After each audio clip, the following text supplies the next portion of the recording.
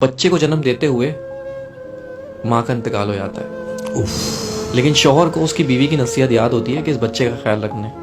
देखते ही देखते बच्चा वो 3 साल का हो जाता है। 3 साल बाद उसका बाप फिर दूसरी शादी कर लेता है एक शादीशुदा औरत से। अच्छा। जिसके पहले से 3 बच्चे होते हैं। अच्छा, वो सौतेली माँ होती है जालिम।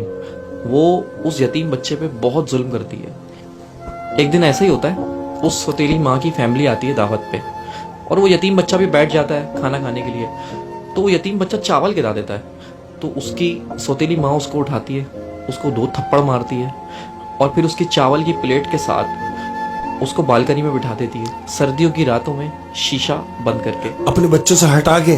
अब शौहर ऑफिस से आता है तो कहती है कि आप बैठे, मैं आपको खाना लगा देती हूँ। तो शौहर कहता है, भाई वो मेरे बच्चे, हमारे बच्चे कैसे हैं? वो कहती है वो बच्चे सो गए। तो शौहर भी सो जाता है। जब शौहर सो जाता है तो उसकी बीवी ख्वाब में आती है और कहती है कि मेरे बच्चे का ख्याल रखो। वो अचानक उड़ जाता है और सौतेली माँ से पूछता है कि वो बच्चा कहाँ है मेरा?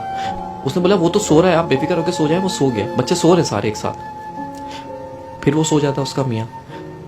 फिर उसके ख्वाब में उसकी बीवी आती है कि देखो मैं कह रही हूँ मेरे बच्चे का ख्याल रखो। तो फिर उठ जाता है और फिर उससे पूछता है कि वो बच्चा कहाँ है, बच्चे सब खैरियत से हैं? उसने बोला हाँ तुम्हारा बच्चा सो रहा है। फिर वो सो जाता है। तो फिर तीसरी बार वो बीवी उसके ख्वाब में आती है और कहती है कि अब तुम्हें ख्याल रखने की जरूरत नहीं है क्योंकि मेरा बच्चा मेरे पास आ चुका है। वो घबरा के उठता है और सौतेली माँ से पूछता है कि बच्चा कहाँ है मेरा? जाके देखता है कमरे में तो तीनों बच्चे सो रहे होते हैं, लेकिन वो बच्चा नहीं होता जो उसका सगा है। उसको फिर याद आता है उसकी माँ को कि मैंने तो उसको बालकनी में बंद कर दिया था बाहर। हाँ। तो जैसे ही जाके वो बालकनी का शीशा खोलता है तो वो 3 साल का बच्चा चावल की प्लेट लेके और अपना मुंह घुटनों के अंदर दबा के बैठा हुआ होता है। जब बाप उसको जाके हिलाता है तो वो मर चुका होता है।